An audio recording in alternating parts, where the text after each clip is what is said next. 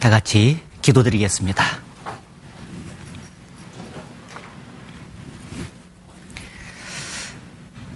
은혜와 사랑이 풍성하신 하나님 아버지, 우리를 구원해 주시고 영원한 천국의 소망을 갖게 하시며 이 땅에 남은 때도 주님의 몸된 교회 안에서 서로 사랑하며 또 주님이 우리에게 맡겨주신 복음을 증거하며 살아갈 수 있도록 크신 은혜 베풀어 주신 것을 진심으로 감사를 드립니다.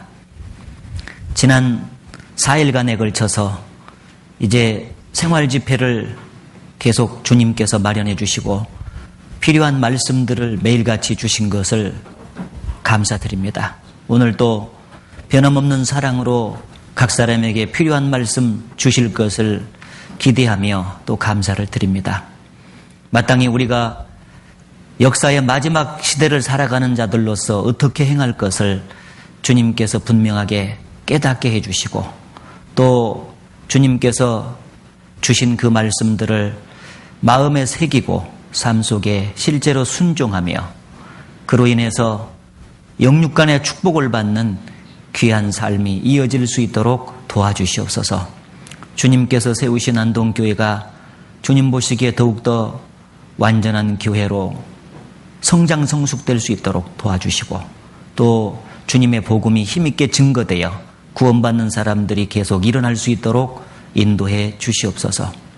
돌아오는 하계 수양에도 주님께서 함께 계시고 이번에도 많은 사람들이 전국에서 참석해서 구원받는 놀라운 역사를 통하여 우리 모두가 하나님께 영광을 돌리는 귀한 시간 되도록 인도해 주시고 그 일을 위해서 우리 모두를 귀하게 사용해 주시옵소서. 오늘 각 사람에게 필요한 말씀으로 채워주시기를 간절히 바라면서 예수님 이름으로 기도드렸습니다. 아멘. 신약성경 로마서 6장을 찾아보겠습니다.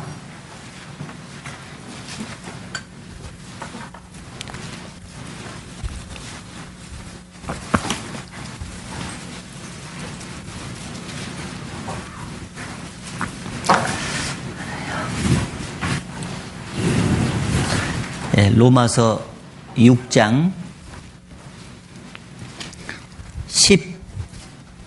12절 13절을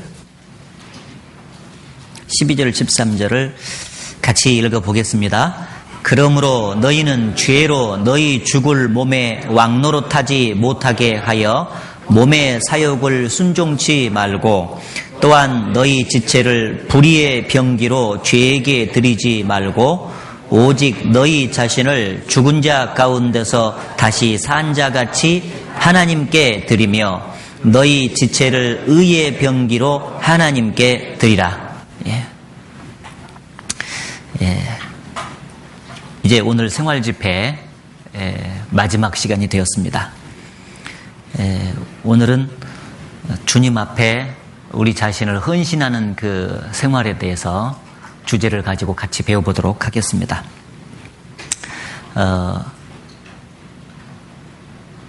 구원을 받으면은 주님께로부터 받은 그 은혜와 사랑에 감사하는 마음이 있게 됩니다.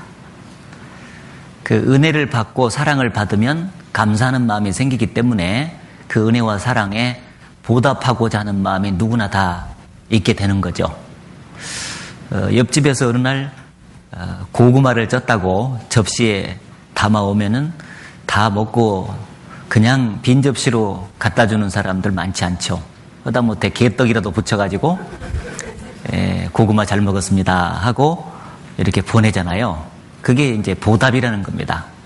뭔가 값없이 이 세상에서도 받게 되면은 그것이 은혜로 느껴지고 그 은혜로 느껴지니까 감사가 되고 그래서 나도 뭔가 그 사람에게 보답을 좀 해야 되겠다 그런 마음이 자연스럽게 올라오듯이 하나님과 우리 사이의 관계도 마찬가지라는 거죠. 우리는 죄 짓는데 선수였었고 돌아온 인생길을 되돌아보면은 다 죄만 짓고 살았어요.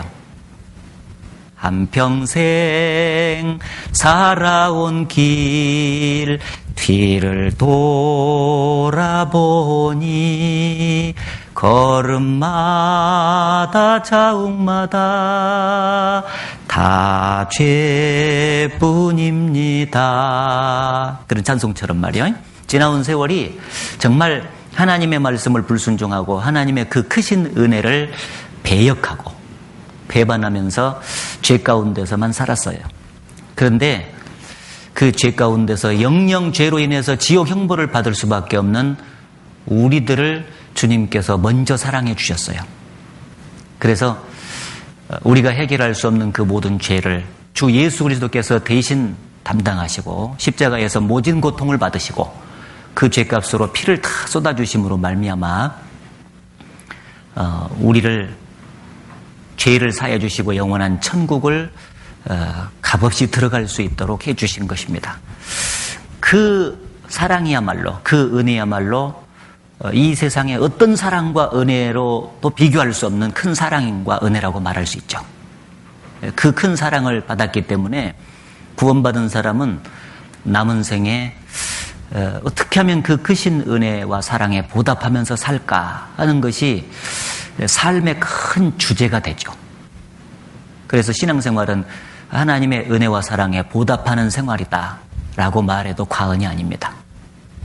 그래서 그 보답하는 삶을 살기 위해서 뭔가 고구마 갖고 왔으면 말이요, 반응으로 개떡을 붙여서 이렇게 드리듯이 말이에요. 뭔가 이제 내가 주님께 드리면서 살아야 돼요.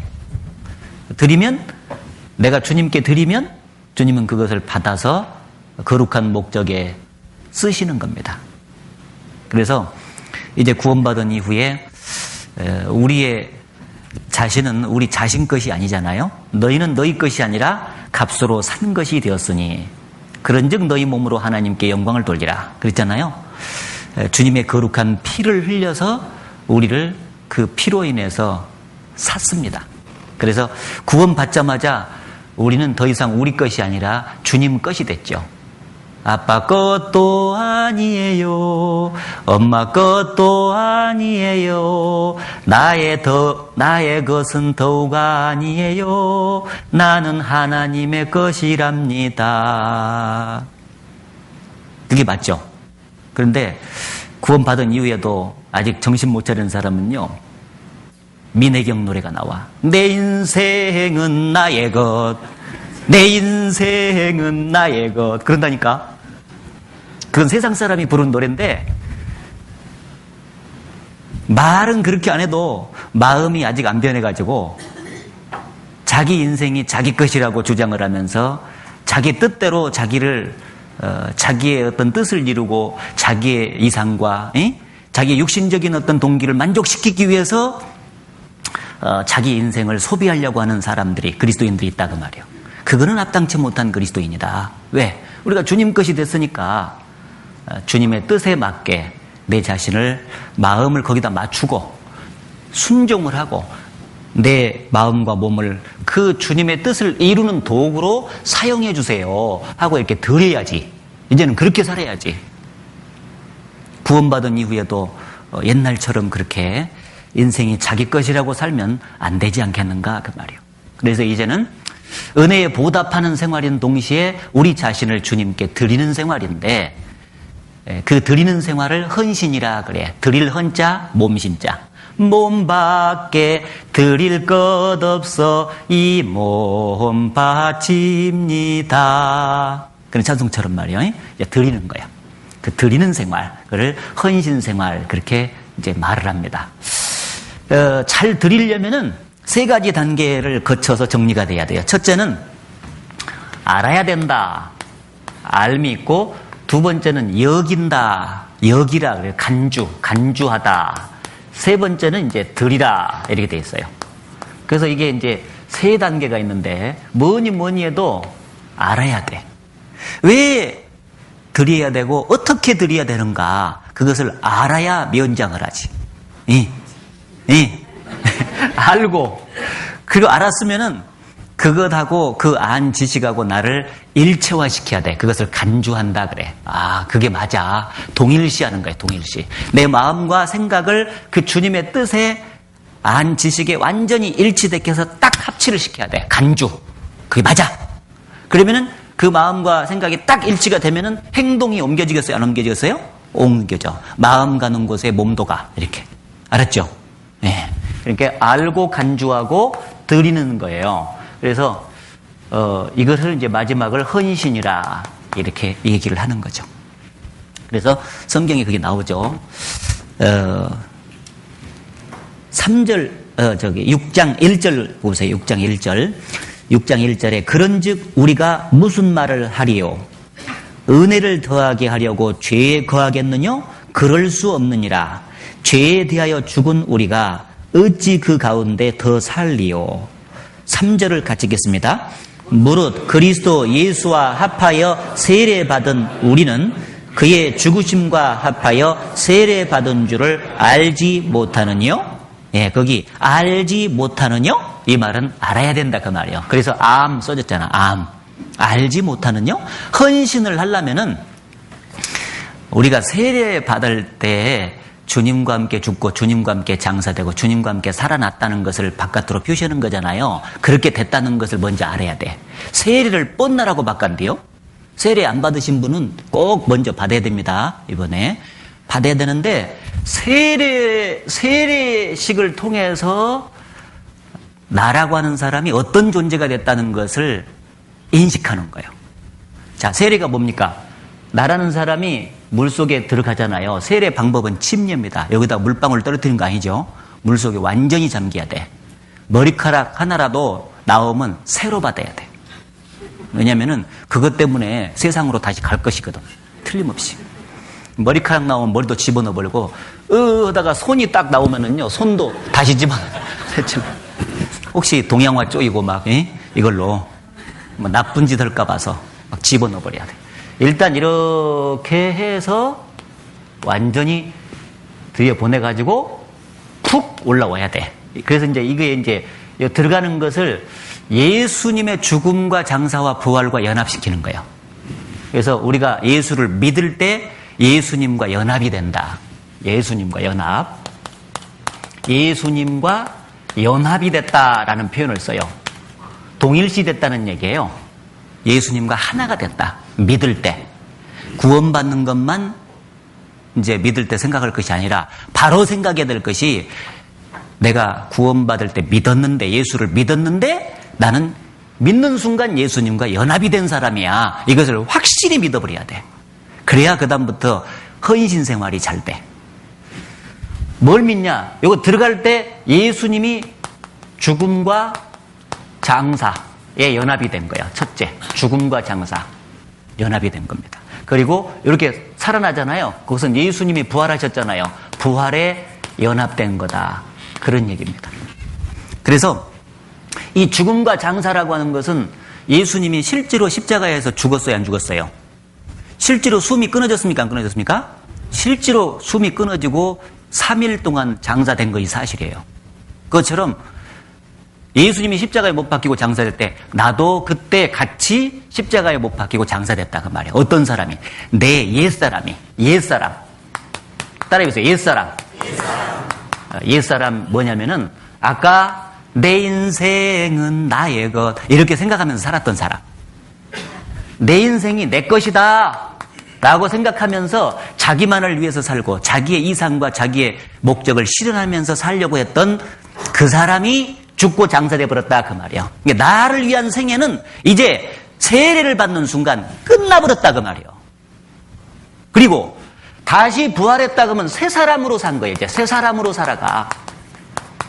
새 사람으로 사는데 내 인생이 내 것이 아니라 주님의 것이라고 분명하게 인식을 하고, 그렇기 때문에 이제 나를 위해서 사는 생애가 아니라 이제는 주님을 위해서만 삽니다 라고 신앙을 고백하는 것이 침례예요. 근데 침례 받았다는 사람들이 아직 옛사람도 장사도 안 지내고 주님의 것이라는 인식도 없고 주님께 헌신하면서 살려고 하는 태도가 없다면은 그게 어찌 침례 받은 사람이냐 그 말이에요. 차라리 침례를 받지 말든지. 엉덕기를 받았지만이 그잖아요. 엉덕기를 받거든요. 근데 침례 받을 때 벌써 이런 의미가 들어있다는 거예요. 옛사람은 완전히 죽어버렸다고. 제가 이름이 소관섭인데 소관섭을 위해서 살았던 생애, 소관섭이 육신만을 즐겁게 하기 위한 생애는 끝나버렸다 그 말이었죠. 그리고 이제 나는 똑같이 사람은 사람, 몸은 갖고 있는데 이제 누구를 위한 사람이냐? 주님을 위한 사람이고 주님을 즐겁게 해드리기 위한 생애를 살아야만 하는 사람으로 완전히 바뀌었다 그 말이야. 그걸 내가 받아들여야 돼. 또 그것도 믿어야 된다 그 말이야. 구원해 준 것만 믿으면 안 된다 그런 얘기요. 구원해 준 거 믿은 사람은 바로 이런 내가 상태가 됐다는 것도 믿어야 돼. 자, 이거 알았죠? 알았습니까? 예, 그 다음에 이제 간주합시다. 간주. 간주는 뭐 중간에 음악 소리 이렇게 반주 넣는 것이 간주가 아니에요. 거기 10절, 11절을 같이 읽어봅시다. 그의 죽으심은 죄에 대하여 단번에 죽으심이요. 그의 살으심은 하나님께 대하여 살으심이니 이와 같이 너희도 너희 자신을 죄에 대하여는 죽은 자요. 그리스도 예수 안에서 하나님을 대하여는 산 자로 여길지어다. 예, 거기 여길지어다 거기다 동글뱅이 쳐놔야지. 아까 알지 못하느뇨 거기 이미 동글뱅이 쳤어. 눈치챈 사람들 거기서 쳤겠지. 그죠? 여길지어다. 여긴다 그 말이 간주야 이제. 동일시하는 거야. 진짜 맞다. 예, 이게 맞다. 이제 나는 죄에 대한 이제 완전히 죽었다. 옛사람을 향해서는 나는 죽은 거다. 그리고 그리스도 예수 안에서 이제 하나님을 대해서 산 자다. 이 말은 하나님만을 위해서 나는 사는 사람이 됐다. 그것이 완전히 이제 정리가 되는 거예요. 요것을 알았는데 요것을 마음과 생활 속에 이제 동일시해야 된다. 그 말. 동일시, 간주. 그리고 이렇게 됐으면 이제 그 다음에는 하나님을 위해서만 이제 내 자신을 드려야 돼. 그래서 거기 같이 아까 읽었던 본문의 말씀이 뒤에 나오잖아요. 13절에 보면 또 너희 지체가 몸이잖아요. 우리 몸. 이 몸을 불의의 병기로 죄에게 드리지 말고 옛날에 그렇게 살았어. 구원받기 전에 세례받기 전에 그렇게 살았어요. 근데 이제 구원받고 세례받은 이후에는 오직 너희 자신을 죽은 자 가운데서 다시 산 자같이 부활했잖아요. 예수님이 부활했잖아요. 그 연합했잖아요. 그러니까 하나님께 드리며 너희 지체를 의의 병기로 하나님께 드리라. 자, 옛날에 구원받기 전에 요때는 똑같은 몸은 몸이요. 이 몸이 무슨 구원받았다고 갑자기 바뀐 게 아니잖아요. 운동하면 뭐 몸이 조금 들어가는 것밖에 안 바뀌지. 똑같은 몸인데 요때는 불의의 병기로 드렸다 그 말이야. 불의의 병기로. 왜? 나를 위해서 살았던 생애는 죄밖에 더죠? 죄밖에 더 지냐고. 죄를 짓는 도구니까 불의의 병기지. 그런데 구원받은 이후에는 이제 의의 병기로 하나님께 드리라 그랬잖아요. 의의 병기로. 주님 말씀에 순종하면 그것이 의가 되는 것입니다. 그렇죠. 이제는 주님 말씀만 올바로 배워가지고 그 말씀대로 내가 순종하면서 살아갈 때 나의 삶은 하나님 보실 때 의로운 삶이 되는 것이고 그 의로운 삶을 살 만큼 천국에서 상을 주는 거예요. 구원은 은혜로 받아 무조건. 천국은 공짜로 가. 그러나 상급은 순종한 만큼 상급을 받는 거예요. 순종한 만큼. 그 순종이 의가 되는 것입니다. 아셨죠?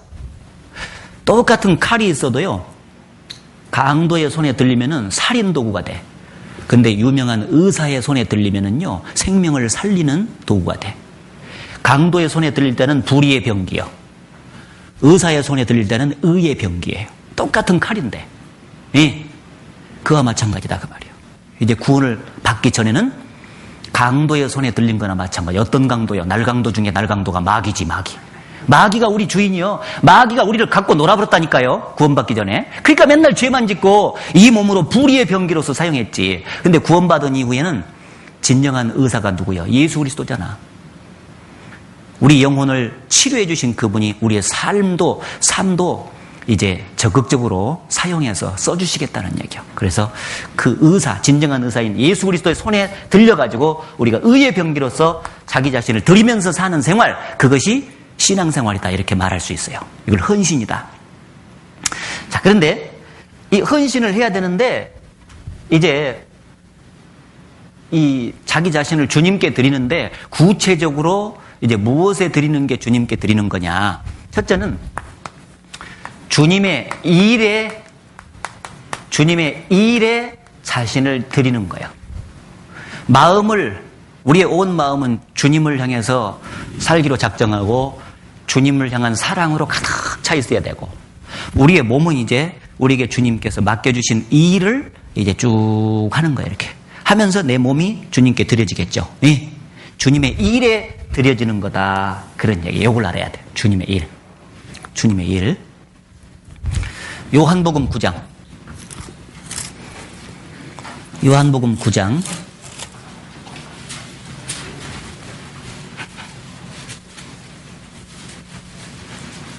4절. 예수님께서 이 땅 가운데 오셔서 하신 말씀이죠. 요한복음 9장 4절 같이 읽어보겠습니다. 때가 아직 낮음에 나를 보내신 이의 이 일을 우리가 하여야 하리라. 밤이 오리니 그때는 아무도 일할 수 없느니라. 예, 여기 나를 보내신 이의 이 일을 우리가 하여야 하리라 그랬죠.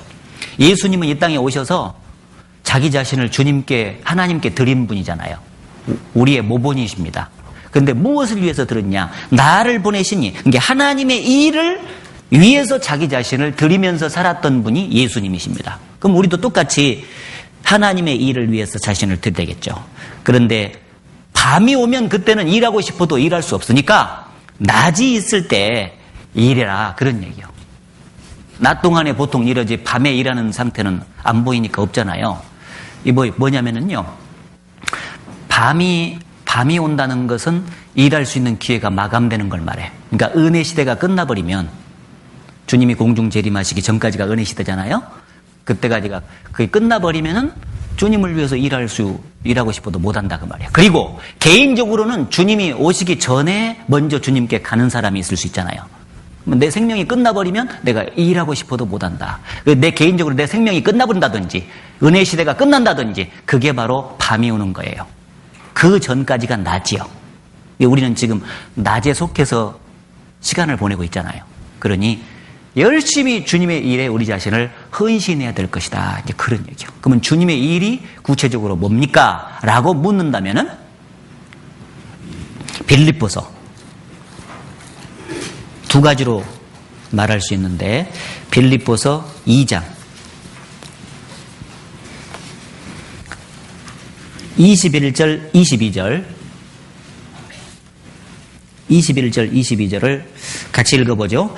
저희가 다 자기 일을 구하고 그리스도 예수의 일을 구하지 아니하되 디모데의 연단을 너희가 안 하니 자식이 아비에게 함같이 나와 함께 복음을 위하여 수고하였느니라. 자, 여기 자기 일이 있고 그리스도 예수의 일이 있죠. 여기 보세요. 요 주님 일이 그리스도 예수의 일이라고 했는데 요거 반대가 자기 일이에요.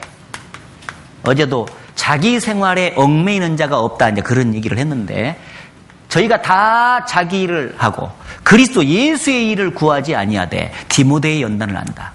디모데는 그리스도 예수의 일, 주님의 일을 열심히 구한 사람이다. 근데 거기 자식이 아비에게 함같이 나와 함께 복음을 위하여 수고하였느니라. 첫 번째, 여기 주님 일이 뭐냐면은 첫 번째가 복음을 위해서 수고하는 거야.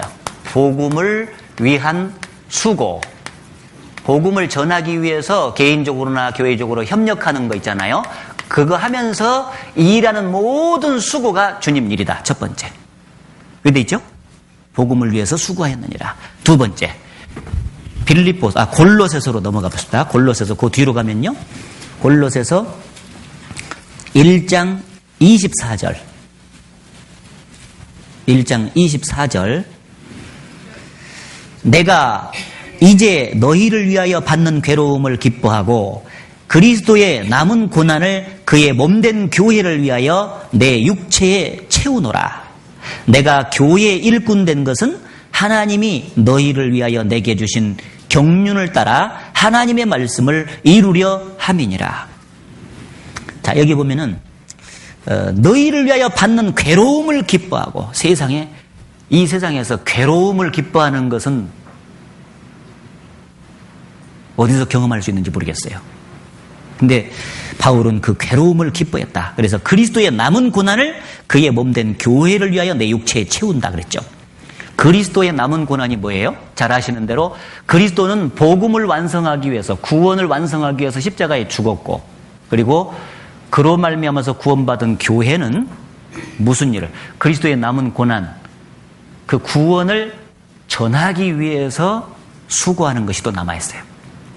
그래서 그 수고를 위해서 몸된 교회를 위하여 내 육체에 채운다. 그래서 두 번째는 역시 복음을 위한 연장선상이 있는데, 교회를 세우는데, 교회가 이제 세워져 가잖아요. 교회를 위한 수고, 요게 두 번째 주님의 일입니다. 교회 안에서 주어지는 모든 일 가운데 같이 협력해서 수고하는 거 있잖아요. 그게 주님 일이에요. 크게. 그래서 바울은 자기 자신을 일꾼이라는 표현을 썼는데, 복음을 위한 수고를 하기 때문에 복음의 일꾼, 자기 자신을 교회를 위해서 세우기 위해서 수고하기 때문에 교회 일꾼, 이렇게 자기 자신을 표현했죠. 두 가지로.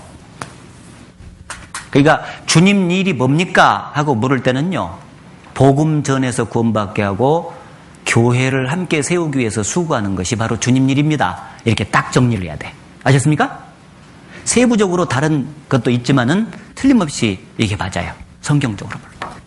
이 일을 위해서 내 자신을 쭉 드리는 것이 헌신이에요. 아셨죠? 예. 가닥이 좀 잡힙니까? 예. 그래서 복음을 위해서 수고하고 교회를 위해서 함께 수고하고, 물론 가정생활, 세상의 직장생활 그거 열심히 해야 되죠. 그러나 그것을 모든 걸 다 잘하는 목적은 뭐냐면은 최종적으로 요게 이루어지도록 하기 위한 방편으로서 그걸 잘하는 것이지, 그 자체가 목적이 될 수는 없다 그 말이에요. 왜냐하면 가만히 생각해보면 구원 안 받은 사람들도 가정생활, 직장생활 열심히 해요, 안 해요? 그 사람들도 되게 열심히 해요. 왜냐하면 먹고 사는 것이 연결되어 있거든요. 인생이 거기서 실현이 되거든. 그러니까 우리보다 그것을 더 열심히 할 수 있어요, 세상 사람들이. 근데 우리는 구원을 받았는데 그러면 뭘 더 한 가지 더 해야 되냐? 요걸 한 가지 더 해야 돼. 주님 일을 한 가지 더 하는 거예요. 그래서 거듭난 사람은 두 세상을 위해서 산다 그래. 거듭나지 않은 사람은 한 세상만을 위해서 살아. 이 세상, 현세. 근데 구원받은 사람은 네 세가 있어요, 없어요? 네 세가 있잖아. 그러니까 두 세상을 염두에 두면서 사는 거예요. 그 두 세상을 염두에 두고 살면은요, 이 몸은 현실에 지금 땅에다가 발 딛고 있으니까 세상에서 가정생활, 직장생활 열심히 충실히 해야 되겠죠. 그죠? 이 몸이 있으니까 이 세상에서 그것을 열심히 안 하면 계속 뒤처져 불고 막 그러면 어떻게 빛이 드러나겠어요. 열심히 해야 됩니다. 그런데 그 열심히 하는 중에도 또 시간을 내가지고 무엇을 하냐, 이 내세를 향한 준비를 또 하는 거예요. 두 세상을 염두에 두면서 준비하면서 사는 사람이 그리스도인이에요. 그게 맞아. 그러니까 얼마나 바쁘겠어요. 바쁘고 기쁘고 그렇겠죠. 그래서 복음을 위한 수고와 교회를 위한 수고, 이게 주님 일인데, 자, 이 주님 일을 우리가 이제 헌신하면서 쭉 하는데, 이 주님 일을 잘 하게 되면은 어떤 것을 우리가 배우게 될까? 그 배우는 것이 몇 가지가 있어. 배운다는 것은 참 좋잖아요. 그렇죠? 이 주님 일을 하면은 유익된 것이 있다 그 말이에요. 어떻게 보면은 두 지게를 짊어져야 되니까 되게 부담스럽고 힘들기도 해요. 한편으로는 그렇게 부담스럽고 힘든데 그것이 곧 나의 신앙의 유익을 많이 갖다 줘. 그 많이 갖다 준 것을 내가 깨달으면 부담스러운 과정 속에서도 그 일을 하게 될까 안 하게 될까요? 예? 하게 되겠잖아요. 유익이 그만큼 있는데 안 하겠어요? 유익이 크다고 생각되면은 당연히 자기는 하게 되는 거예요. 그래서 그 주님 일을 하면서 배울 수 있는 것이 몇 가지가 있는데, 첫째는 주님께 감사하는 법을 배우게 됩니다. 처음에는 구원받은 것만 감사해요. 근데 시간이 지나면서 다양한 의미에서 주님께 감사가 나와요. 그래서 그 시편 50편에 보면은요, 감사로 제사를 드리는 자가 나를 영화롭게 하리로다, 그런 말씀이 있어요. 감사. 범사에 감사하라. 이는 그리스도 예수 안에서 너희를 향하신 하나님의 뜻이니라. 하여튼 구원받은 이후에 하나님께서 우리의 그 마음과 삶 속에서 보시기를 원하는 것은 뭐냐면 감사하면서 사는가, 그걸 보는 거예요. 근데 주님 일을 안 하는 사람은요, 구원받은 거 하나만 감사하고 딱 있는 거예요. 근데 생활 속에서 이제 힘들면 짜증 나와버리는 거예요. 근데 주님 일을 계속 하는 사람은요, 그 가정 속에서 여러 가지 부담스럽고 힘든 것도 있지만 많은 것을 배우면서 감사가 계속 유지가 되는 것입니다. 그래서 주님 일을 우리는 할 수밖에 없는데, 자, 얼른 생각해 보면은요, 이 세상 얼마나 많은 사람들이 있어요. 그 많은 사람 중에서 내가 특별한 사랑으로 먼저 구원받았다는 거 감사해요, 안 해요? 어제도 그랬지만요, 구원받는 사람의 프로테이지가 너무 적습니다. 구원을 얻는 자가 적으니까 적다 그랬다고. 너무 적어. 근데 그 적은 대열에 어쩌다가 내가 끼어가지고 구원을 받았던 거 생각하면요, 감사가 나온다 그 말이에요. 뿐만 아니라 구원해 준 것만도 감사한데 주님의 몸된 교회를 알게 하시고 그 가운데서 일할 수 있는 기회와 환경을 하나님께서 허락해 주셨다. 내가 가장 사랑하는 분을 위해서 내가 마음껏 그분을 위해서 내 자신을 드릴 수 있는 어떤 기회와 환경이 나에게 주어졌다는 것은 얼마나 감사한 일이냐 그 말이에요. 이 세상에서요, 세상 일을 하다가요, 직장을 다니든지 뭐 하다가 정년퇴임 하면은요, 이 일을 안 하는 순간 막 늙는다 그러잖아, 빨리. 그래갖고 막 그 젊은 사람이 특히 또 일자리가 없으면은요, 얼마나 그 힘든지 몰라. 세상에서는 그 일자리에 없는 그 슬픔이 있다고요. 근데 주님의 몸된 교회 안에서 주님을 위해서 일할 수 있는 자리가, 우리 모두 지체가 귀하잖아요. 어떤 직분만 맡은 사람만 일할 수 있는 기회가 주어진 게 아니잖아요. 우리 모두가 다 지체예요. 눈이고 코고 귀고 뭐 간이고 쓸개고 어딘지는 모르지만 하여튼 귀한 지체들이다 그 말이에요. 주님의 몸된 교회 안에 주님이 구원받자마자 두시고 우리를 써주시는데 그분을 위해서 일할 수 있는 기회와 환경을 주셨다. 주님의 포도원에서 일할 수 있는 환경 주신 거예요. 너무 감사하죠. 그런데 이 성경에 보면은요, 주님의 포도원에서 일할 수 있는 기회를 주셨는데 그 은혜를 망각하고 불평과 불만을 터뜨리는 사람이 있다 그랬어요. 마태복음 20장에 보면은요, 그 포도원 품꾼 비유 아시잖아요. 이 장터에 놀고 있는 사람들을 포도원 주인이 가서 보니까 너무 불쌍한 거예요. 이대로 놀면 안 되겠다 싶어서 새벽 6시에 나가가지고 불러서 드렸어요. 한 데나리온 줄 테니까 가서 일해라. 노동자 하루 품삯이 한 데나리온이거든. 3시간 후에 9시에 가보니까 또 많이 놀고 있어요. 그래서 야, 한 데나리온 줄 테니까 일해라. 12시에 가니까 또 놀고 있어. 놀고 있는 사람이 있어. 들어가라. 똑같이 한 데나리온이요. 3시 가니까 또 있는 거예요. 마지막 6시에 해 넘어가 버리는데 5시 정도 가니까 그때도 놀고 있는 사람이 있어요. 너도 들어가라.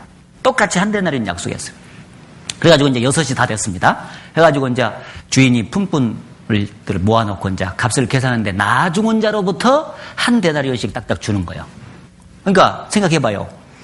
1시간 겨우 와가지고 턱걸이 해가지고 1시간 일한 사람을 한 데나리온 줬으면 얼른 공평하게 생각하면은요, 제일 먼저 온 6시 온 사람, 야, 나는 몇 데나리온 죽었다 이런 생각을 하잖아요. 그래서 기대가 부풀어 있는데 아예 똑같이 다 한 데나리온만 주는 거예요, 이게. 그러니까 먼저 온 자들이 화가 나고 불평이 이만저만이 아니에요. 세상에 하루 종일 우리는 와가지고 수고와 더위를 참고 이렇게 고생을 했는데 이 1시간 턱걸이 해가지고 와서 일한 놈하고 같이 주면 되냐고 이렇게 불평과 불만을 토로했을 때 주님께서 그 주인이 한 말이 있잖아요. 네가 나하고 한 데나리온 약속한 거 맞지? 맞거든. 맞잖아요. 한 데나리온 약속했다. 내가 너한테 잘못한 것이 없다. 네 것이나 가지고 가라. 내가 선함으로 나를 악하게 보느냐? 이렇게 말씀하신 내용이었어요. 그게 뭐냐면요, 그것은 일한 만큼 상급을 주는 것을 교훈하려고 하는 내용이 아니에요. 그렇죠? 만일 상급에 대한 내용이면요, 일한 대로 줘야 돼. 그런데 그것은 그 내용이 아니고 하나님의 은혜가 무엇인지를 설명하는 거예요. 은혜. 무슨 얘기냐면 먼저 온 자든지 나중 온 자든지 원래 그 주인의 입장에서 볼 때는요, 장터에 버려져 있었던 사람들이에요. 맞죠? 그 주인이 긍휼과 불쌍히 여기는 사랑을 통해서 거두어줘서 포도원으로 안 들어갔으면은 포도원에서 일할 수 있는 기회조차 얻지를 못했던 사람들이다 그 말이에요. 그러면 먼저 와서 몇 시간을 일했든지 그 버려져 있었을 때 거두어주신 주인의 놀라운 은혜와 사랑을 먼저 잊지 말고 기억을 했어야 되거든요. 그런데 그것을 잊어버린다 그런 얘기예요. 그러니까 우리는요, 항상 어떤 마음을 가져야 되냐. 주님의 교회 안에서 이제 일할 때 지금 일할 수 있는 기회 주신 것을 감사하라 했잖아요. 그게 뭐냐면 많이 일했든지 조금 일했든지 그게 중요한 게 아니라 야, 하나님이 나를 은혜로 거두어줘가지고 이곳에 일할 수 있는 기회 주셨구나. 너무 감사하다. 그래서 일할 수 있는 기회와 환경을 주신 것에 대해서 너무 감사하는 그 마음을 가져야 된다. 그런 얘기예요. 이게 주님의 일을 하면서 그것을 더욱더 배우죠. 아까 그 품꾼 비유는요, 저도 구원 막 받고 깨달은 게 아니라 몇 년 있다가 깨달은 거예요. 그 내용이 처음에 이해가 잘 안 되더라고. 근데 나중에 그게 은혜에 속한 얘기예요. 나중에 알고 보니까. 그 주님 일을 어떤 마음 자세로 유지하면서 해야 될 것인가를 그때 배우겠더라고. 그래서 그 올챙이 시절에 버려져 있었을 때, 죄 가운데서 내가 버려졌을 때 주님이 걷어서 구원해줘가지고 포도원에, 교회에 불러주셨다는 것을 그때부터는 기억하기 시작했죠. 그러니까 어떤 일을 하면서도 감사를 계속할 수 있는 그 원동력이 됐습니다. 천하고 무능한 나에게도 귀중한 직분을 맡기셨다. 그 은혜 고맙고 고마워라. 이 생명 바쳐서 충성하리. 그런 찬송이 세월이 흘러도 계속 나올 수가 있죠. 구원해 준 것 감사, 주님을 위해서 일할 수 있는 기회와 환경을 주신 것을 감사. 그리고 금방 말해도 주님을, 이 일을 통해서 주님을 뭔가를 배우는데 특별히 하나 우리가 배우는 게 뭐냐면 그 일을 우리는 부담스러워할 수 있거든요. 근데 이 일을 계속 붙들고 부담스럽다도 하다 보면은요, 내 신앙이 역으로 지켜져. 히말라야 산맥에서 있었던 그 일인데, 썬다싱이라고 하는 사람 아시죠? 썬다싱이 친구하고 같이 그 히말라야 산맥에 막 눈이 덮여서 막 눈보라가 치는 데를 막 쫙 가고 있었는데, 어떤 사람이 앞에 쓰러져 있는데요, 목에다 대보니까 숨이 깔딱깔딱 넘어가려게 아직은 살아있어요. 친구는 버려두고 가자 그러는 거예요. 야, 이 사람 메고 가다가 우리까지 죽겠다. 지금 가려면 얼마나 힘들겠냐. 그러면서 가라고. 이 썬다싱은 안 된다. 그래도 목숨이 붙어 있는데 살려야 되지 않겠냐. 둘이 힘을 합해서 좀 살리자. 데리고 가자 그랬다고. 이 친구가 말을 안 듣고 그냥 가버리는 거예요. 이기주의로 가버린 거예요.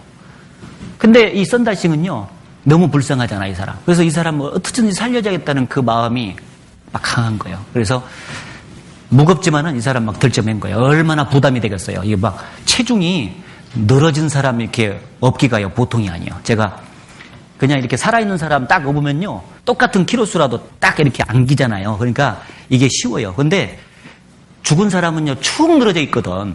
그래서 저기 전주에서요, 어떤 공사장에서 이 인부가 일하다가 떨어져 버렸어요. 떨어졌는데 금방 떨어지니까 늘어져 버리더라고, 사람이. 퍽한 데에 가보니까 막 깔딱깔딱 하는데, 가지고 업어봤어.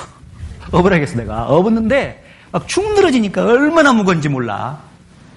근데 무겁다는 걸 지금 설명하려고 한 게 아니고. 이렇게 무거운데 썬다싱이 그걸 업었다 그 말이야. 이게 무겁지만은 이 사람은 쉽게 살라고 가버렸잖아요. 근데 무겁지만은 이 사람 살리려는 그 열망을 가지고 업고 갔는데, 막 땀을 뻘뻘 흘리면서 가고 있는데 얼마 가니까 친구가 싸늘하게 죽어 있는 거야. 먼저 간 친구가 추워가지고 죽었어요. 근데 이 사람은요, 이 사람 살리려는 열망으로 부담스럽고 힘들지만은 계속 하다 보니까 땀이 난 거예요, 이게. 이 사람의 체온이 썬다싱을 데워주고 썬다싱의 체온이 이 사람을 데워줬어. 그래가지고 길 밑에까지 있잖아요. 끝까지 내려와서 둘 다 살았다고. 어떻습니까? 그 죽어가는 사람이 부담으로 느껴졌지만 그 사람을 짊어지고 살리려는 열망으로 부담스럽지만 메고 간 덕택에 자기도 살은 거야. 만일 이 사람 버리고 갔으면요, 친구처럼 똑같이 거기서 죽었겠어요? 안 죽었겠어요? 죽었어요. 편하려고 하면 죽어. 구원받은 사람은 편하려고 하면 죽어. 성경에 영혼의 평안을 약속을 해준 적은 있지만요, 구원받은 사람이 육신의 평안을 약속해 준 것은 하나도 없어. 성경 봐봐요. 육신이 편안하는 것은 천국에 가야 이제 편안해. 눈물이 그치고 영원히 쉬는 장소가 천국이거든. 그러면 천국에서 그렇게 기쁘게 편하게 쉬려면 이 세상에서 몸이 편하려고 하면 안 돼. 그래서 예수님 말씀하시기를 제자들이 그랬죠. 너희가 나를 따라오려거든 날마다 자기를 부인하고 자기 십자가를 지고 나를 좇을 것이니라 그랬다고. 주님 따라가는 길이 쉬운 일이 아니에요. 자기를 부인한다 그 말은 옛사람대로 살자라는 육신이 이 속에 있다고. 구원받아도 그걸 부인해 줘야 된다 그 말이에요. 부인하고 날마다 자기 십자가를 지고. 근데 십자가는 제일 극악무도한 죄인을 사형시키는 사형틀이에요. 예수님이 십자가에 죽는 모습 여러분 보셨죠? 못 박히고 피를 흘리면서 고통스럽게 죽어가는 모습이 그게 기쁨입니까? 육신적으로는 말할 수 없는 고통과 고난이에요. 근데 우리 보고 날마다 그 십자가를 지고 나를 쫓아가라고 돼 있다고. 그 십자가가 얼마나 큰 부담으로 다가올 줄을 주님이 아심에도 불구하고 왜 그 고난의 십자가를 육신적으로 힘들지만 지고 가라고 했을까? 주님 일을 하는데 부담이 되는데도 불구하고 왜 그 길을 가라고 했을까? 그 주님 일을 하는 그것으로 인해서 우리 신앙이 붙들어 세워질 것을 아시는 거예요. 그 길을 가야 우리 신앙이 막 팍팍 자라는 거예요. 팍팍 자라. 운동선수가 봐봐요. 대충 편안하니 운동하는 사람하고 막 계획을 세워가지고 하드 트레이닝. 못 알아들었어요? 아이고 내가 영어를 안 써야 되는데 막 힘들게 운동하는 선수하고요 완전 차원이 틀려요. 대충 편하게 운동하는 운동선수가 이기겠어요? 막 고되게 운동하는 운동선수가 이기겠어요? 고되게 하는 사람이 이깁니다. 고되게 하는 사람이 힘들지만은 근력이 생겨.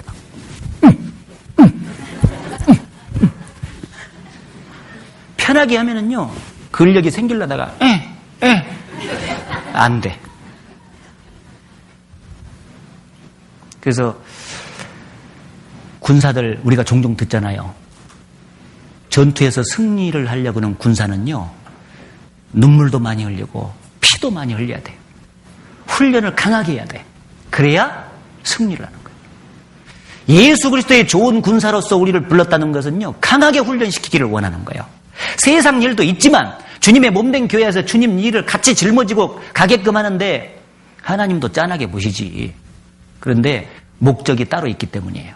그 어려운 부담스러운 주님의 일이 결국 우리 신앙을 붙들어서 신앙을 성장시키고 주님의 사람으로서 인격이 성숙될 것을 아셔요. 그래서 그 주님의 일에 부담을 주는 거예요. 목적을 잘 알아야 돼. 그러니까 감사하지. 주님 일을 하면서 그 목적을 잘 알면요 되게 감사가 돼. 여기는 힘든데 마음은 감사해. 그래서 아까 그랬잖아요. 그 24절에 골로새서 1장 24절에 내가 이제 너희를 위하여 받는 괴로움을 기뻐하고, 괴로움 하면은 연결되는 게 정상이라면 슬퍼하고 그렇게 해야 돼. 그렇죠? 근데 어째서 괴로움했는데 기뻐요? 주님 일을 하면서 신앙이 다 성장되면서 또 교회가 더욱더 성장되는 것을 아니까요 마음은 기쁜 거예요. 그래서 이게 참 달라. 역설적인 진리예요. 이게 괴로운데 기뻐. 괴로운데 육신은 막 괴로운데 속은 기뻐. 이게 그리스도의 그 신앙생활을 하는데 주님 일을 하면서 배우는 것입니다. 배워요. 그래서 고되지만은 그것으로 인해서 우리 신앙이 붙잡아지고 성장되는 것이 있기 때문에 주님께 감사한다. 그래서 감사하는 법을 여러 가지로 주님 일을 하는 가운데 배운다. 그런 얘기입니다. 그리고 두 번째 주님 일을 하는 가운데 배우는 것이 또 하나 있어요. 뭐냐? 주님의 마음을 배우고 똑같은 얘기지만 주님의 인격을 배워나가는 거예요. 마태복음 11장 찾아보시죠. 마태복음 11장.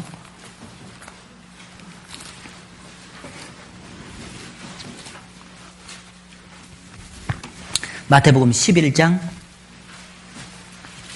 29절 30절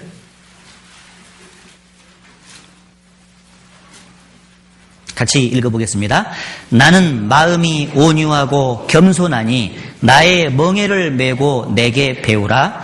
그러면 너희 마음이 쉼을 얻으리니 이는 내 멍에는 쉽고 내 짐은 가벼움이라 하시니라.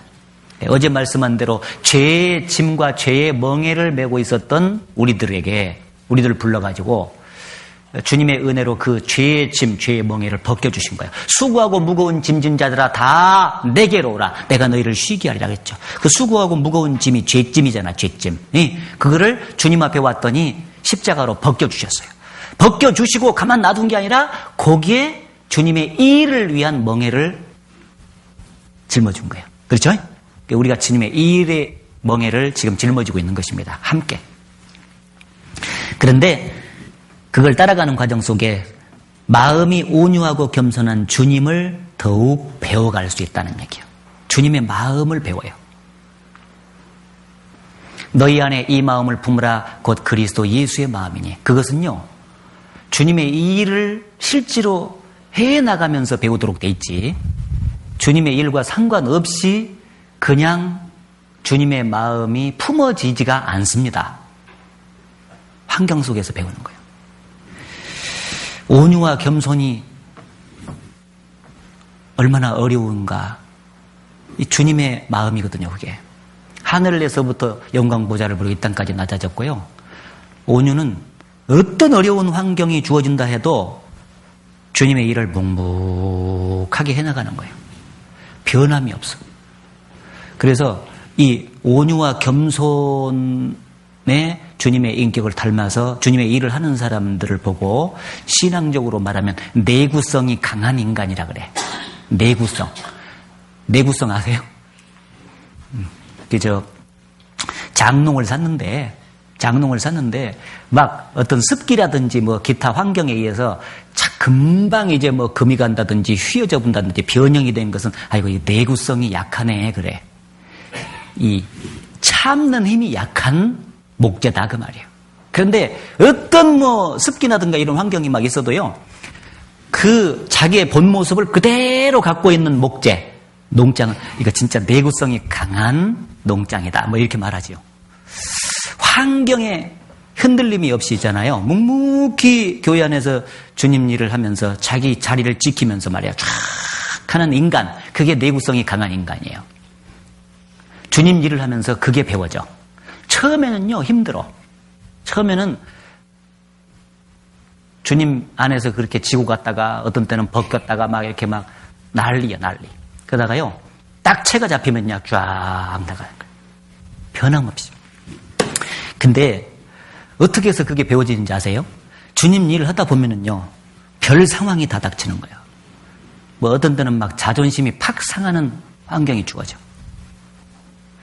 그리고 서로 쭉 이제 일하다 보면 어떤 때는 오해받는 상황도 주어져. 어떤 때는 일하다 보면은요 서로가 혈기라는 게 있잖아요. 그래서 좀 혈기가 올라올 때 서로 잘못 만나면 감정이 상해가지고 말이 툭 튀어나오는데 막 그 말들이 싸납게 나오잖아. 부드럽게 형제님, 자매님 이게 안 돼요. 형님! 막 싸납게 나와본다고. 그러면은요 싸납게 나오는 말들에 의해서 상처가 돼. 그런 환경도 있겠죠. 절제되지 못한 그 말들로 인해서 갈등이 생겨. 누가 보지를 않아. 그런데 마음속에 갈등이 있어. 말도 안 해. 근데 갈등도 일어나. 그러니까 교제에 오면은 불편해. 심적인 부담감이 생겨. 이런 환경들이요 주님 일을 해놔서 쭉 하다 보면 많이 어우러집니다. 근데 그런 환경을 접하면서 우리가 깨달아야 되는 게 있다고. 그냥 그런 환경에 그렇게 그냥 있다가 끝나면 안 되고요. 그때 나를 구원해 주시고 나와 함께 계신 주님을 생각해야 돼. 그러면서 주님의 마음을 배운다 그 말이에요. 주님은 이 세상에 오셨을 때 생각해봐요. 죄인들을 건져주려고 온 거예요. 단 하나 목적 그거 하나밖에 없어. 죄인들을 얼마나 사랑했는데. 그런데 죄인들은 그 예수님의 오신 동기를 알아줬어요? 못 알아줬어요? 못 알아줬어요. 막 오해를 해가지고 십자가에 막 못 박아라고 막 데모를 하는 거 아니면은 그 거룩한 그 하나님이신 그분을 피조물인 인간이 뺨싸대기를 때리고 손으로 갈대로 치고 침을 뱉고 조롱을 했다고. 네가 하나님의 아들이면 네 스스로를 구원하고 우리도 구원하라고. 마지막에 십자가의 옆에 죽어가는 강도 한편, 강도까지도 그렇게 모욕을 했다고. 우리 같으면은요, 성질이 바락바락 났을 거예요. 이것들이 말이요, 구원해 주려고 왔더니 세상에 그것도 몰라보고 당장 죽여버리고 이렇게 됐을 수도 있어. 근데 주님은요, 한마디도 그 말을 안 한 거야. 한마디도 안 해. 그걸 다 감수하신 것입니다. 자존심으로 말하면 얼마나 상했겠어요. 창조주인 그분이 말이요, 영광 보좌를 버리고 이 땅에 내려왔는데 피조물한테 당했다, 그런 얘기요. 창조주와 피조물은 현격한 차이가 나는 것입니다. 지금 피조물끼리 자존심 상하는 것은 아무것도 아니라니까. 세 발의 피요. 얼마나 자존심이 많이 상했겠냐고. 그러니까 내가 자존심 상할 때 그 자존심 상하고도 묵묵히 자기 길을 걸어갔던 온유와 겸손의 주님을 생각하라, 그런 얘기예요. 내가 오해를 받았을 때 주님은 얼마나 큰 오해를 받고도 참았는가, 그걸 생각하라, 그런 얘기예요. 그래서 주님의 마음을 배우는 거지. 예? 예? 그게 아니면 어떻게 주님의 마음을 배워? 그런 환경, 일하다가 그런 환경이 안 나오면은요, 못 배운다니까, 그런 마음을. 머릿속에 지식은 환하지 온유와 겸손한 주님을 따라가야 돼요. 말은 잘해. 근데 환경을 통해서 사람은 배우는 것이지, 그런 환경에 접하지 않으면 못 배우는 것입니다. 조그만한 문제 때문에 서로 갈등이 일어나고 심적인 부담감이 생기고 말할 수 없는 힘든 과정도 있고 막 그래요. 그런데 그런 것들이 다 주님을 생각하게 되는 원동력이 되는 거예요. 밑거름이 돼요. 그때 주님을 생각하고, 주님은 얼마나 이 땅에서 힘드셨을까. 그럼에도 불구하고 묵묵히 그 길을 갔구나. 마치 도수장원에 끌려가는 어린 양처럼, 털 깎는 자 앞에서 잠잠한 어린 양처럼 그 입을 열지 않았다는 말씀처럼 나도 그 길을 가야 되겠다. 그렇게 하면서 딱 참고 쭉 주님의 일은 변함없이 하는 거예요. 그러면서요, 이 사람의 인격이, 주님의 마음도 요 속에 배워지고 인격도 쭉 주님을 닮아가게 되는 거예요. 나중에 이렇게 올바른 그 마음과 정신으로 주님 일을 몇 년 하면은요, 사람이 탁 바뀌어 있습니다. 그리고 사람이 바뀌어져요.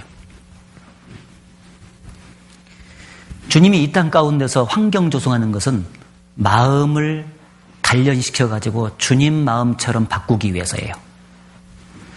잠언 17장.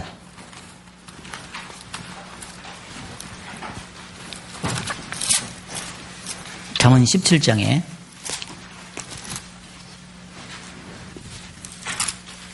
3절을 보겠습니다. 3절 같이 읽죠. 도가니는 은을, 풀무는 금을 연단하거니와 여호와는 마음을 연단하시느니라. 예, 여호와는 무엇을 연단한다고요? 마음을. 예, 우리의 마음이 항상 좁아지는 특징이 있거든요. 그래서 바울이 고린도 교회 형제자매들한테 고린도인들이여, 너희 심정에서 좁아진 마음을 넓히라 그랬잖아요. 이 환경 속에서 그걸 배우면서 점점 넓어지는 거예요. 마음이 이렇게 점점, 주님의 마음은 태평양도 이렇게 흡수를 하잖아요. 예? 이 모든 더러운 것을 다 흡수하는 바닷물처럼 말이요, 전부 다 포용해요. 참 잡탕으로 말하면 교회처럼 잡탕이 없어. 이런 말을 하면 참 죄송합니다만은 그렇죠, 정말. 안 그런가? 주님 보시기에 교회처럼 잡탕이 없다고. 뭐 환경이 같은 환경에서 자랐습니까? 나이가 같습니까? 성격이 같습니까? 뭐 막 다양한 가운데 살아요. 여기는 숫자라도 적지. 뭐 800명, 700명, 뭐 1000명, 3000명 되는데 어마어마합니다. 어마어마해. 자, 그런데요, 그 가운데서 마음을 주님께서 단련하세요. 그래서 하나님 보시기에 합당치 못한 찢기들을 그 환경 속에서 걸러내면서 마음을 연단해가지고 마음을 넓혀서 주님 일을 계속 하도록 이렇게 도와주시는 겁니다. 그러니까 주님 일을 하게 되면은요, 주님의 마음을 배우고 주님을 닮아가게 됩니다. 그런 유익이 있어요. 감사하죠? 네, 그러니까 부담되더라도 주님 일을 해야 되겠죠? 네, 주님 일을 계속 해야 되는 겁니다. 또 하나 유익이 있는데 뭐냐? 주님 일을 하는 사람일수록 주님 주님이 가깝게 있다는 게 느껴져요. 주님이 동행해 주시고 가깝게 있다 하는 걸 느껴지고 주님 일하는 사람일수록 주님을 더욱더 의지하게 돼요. 아, 주님만이 의지할 대상이 맞구나 하고 점점 주님을 향한 믿음이 강해져요. 주님 일을 하면. 베드로전서 4장을 보겠습니다.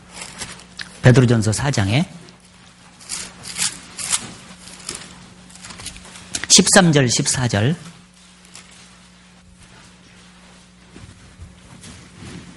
13절, 14절. 베드로전서 4장 13절, 14절. 같이 읽어보겠습니다. 오직 너희가 그리스도의 고난에 참여하는 것으로 즐거워하라. 이는 그의 영광을 나타내실 때에 너희로 즐거워하고 기뻐하게 하려 함이라. 너희가 그리스도의 이름으로 욕을 받으면 복 있는 자로다. 영광의 영 곧 하나님의 영이 너희 위에 계심이라. 자, 거기 14절에 그리스도의 이름으로 욕을 받으면 복이 있다 하면서 뭐라 했냐? 영광의 영 곧 하나님의 영이 너희 위에 계심이라 그랬죠. 자, 이 말씀 보면은요, 제가 큰 위로가 항상 돼. 뭐냐면은요, 이 영광의 영, 그리스도의 영은 성령이시잖아요. 성령이 너희 위에 계심이라. 그 말은 성령이 함께 계신 것을 피부로 느낀다 그런 얘기예요.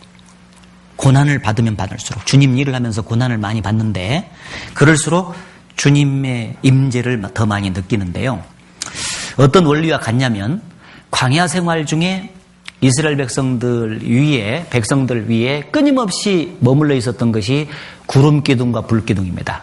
낮에는 구름 기둥으로 덮었고 밤에는 불 기둥으로 덮었어요.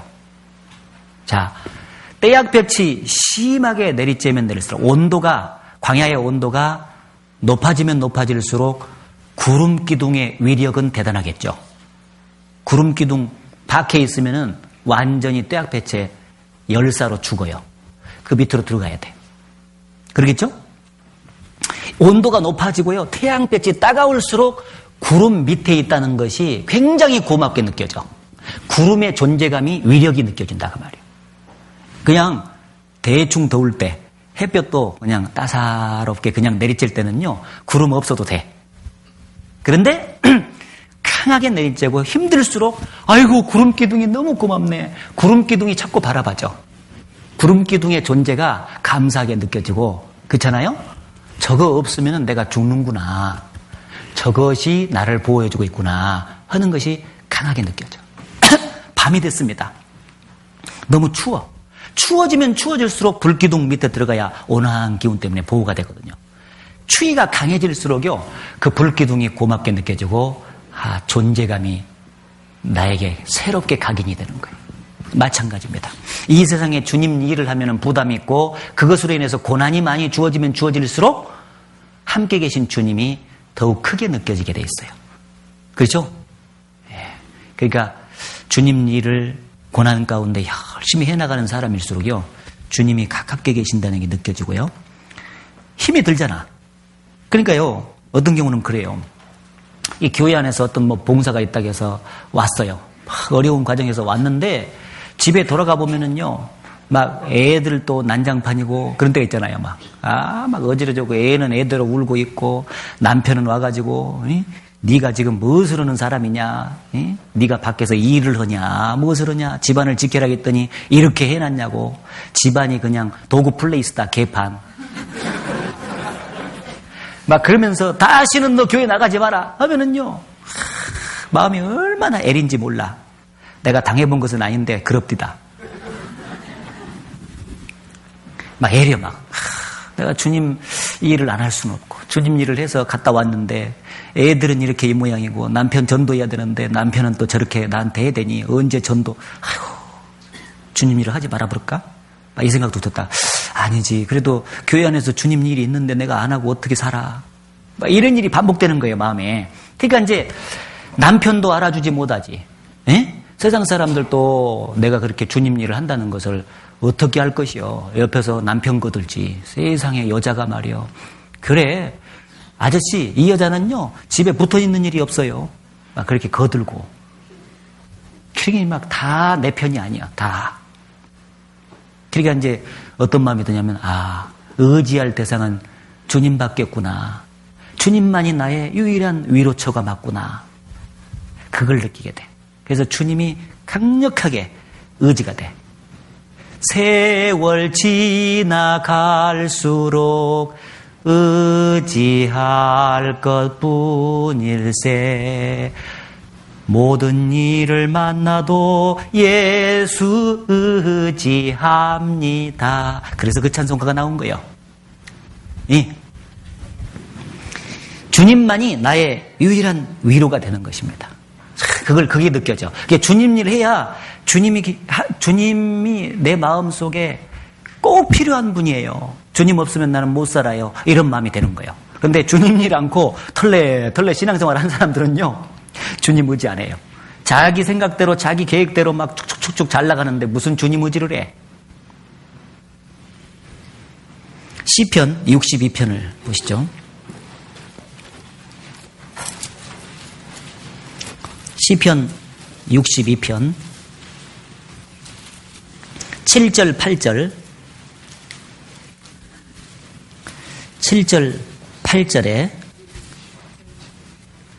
시편 62편 7절에 나의 구원과 영광이 하나님께 있으며 내 힘의 반석과 피난처도 하나님께 있도다. 8절 같이 읽겠습니다. 백성들아 시시로 저를 의지하고 그 앞에 마음을 토하라. 하나님은 우리의 피난처시로다. 이 시편 기자도 다윗인데 어려움 많이 겪었어요. 다윗이 주님 안에서 살아가다가 어려움 많이 겪었는데 그걸 깨달은 거예요. 백성들아 시시로 순간순간 그 말이죠. 저를 의지하고 주님을 의지하고 그 앞에 마음을 토하라. 하나님은 우리의 피난처시로다.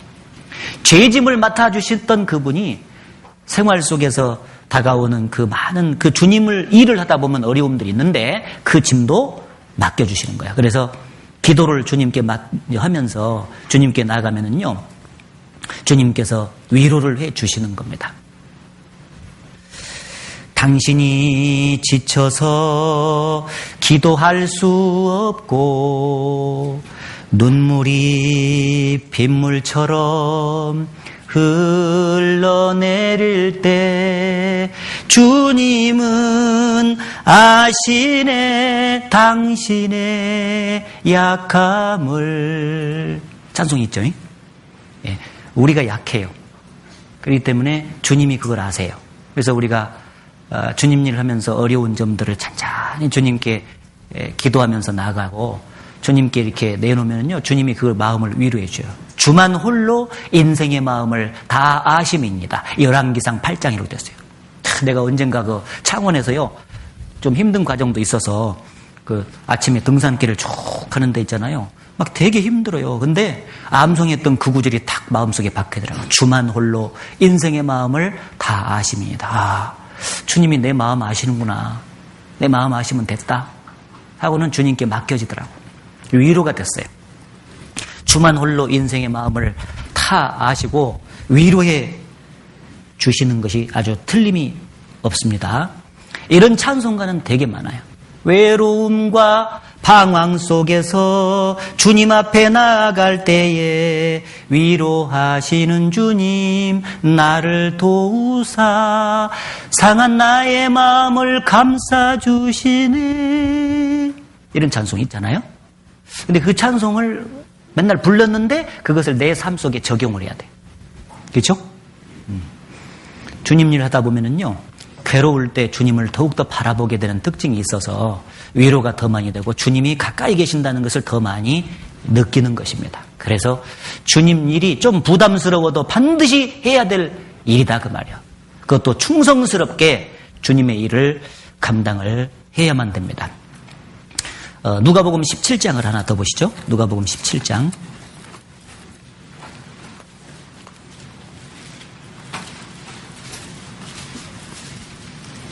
누가복음 17장. 주님 일을 하면서 배우게 되는 것이요, 주님의 종으로 섬기는 법도 같이 배웁니다. 누가복음 17장 7절에 너희 중에 누게 밭을 갈거나 양을 치거나 하는 종이 있어 밭에서 돌아오면 저더러 곧 와 앉아서 먹으라 할 자가 있느냐.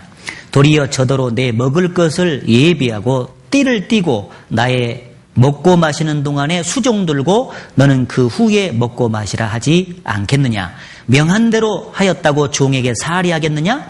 이와 같이 너희도 명령받은 것을 다 행한 후에 이르기를 우리는 무익한 종이라 우리의 하여야 할 일을 한 것뿐이라 할지니라. 구원받을 때 구주로서도 영접했지만 주님으로서도 영접했다고 그랬죠, 우리가. 그러면 예수님이 우리의 주인이면 우리는 그 즉시 종이 되는 것입니다. 그래서 주님의 일을 할 때는 종의 정신으로 일을 하는 법을 배우는 거예요. 종은 자기 소유 없고 자기 의지 없고 자기 계획 같은 거 없어요. 오직 주인을 위해서만 존재하는 것이 종입니다.